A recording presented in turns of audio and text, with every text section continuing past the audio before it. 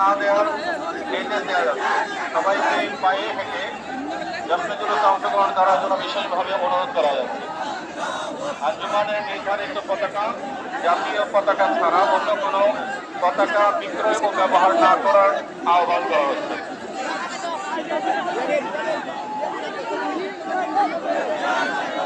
আশা রসুল ভাইয়েরা, আপনারা সকলে মাঠ ত্যাগ করে জশ্নে-জুলুসে অংশগ্রহণ করুন।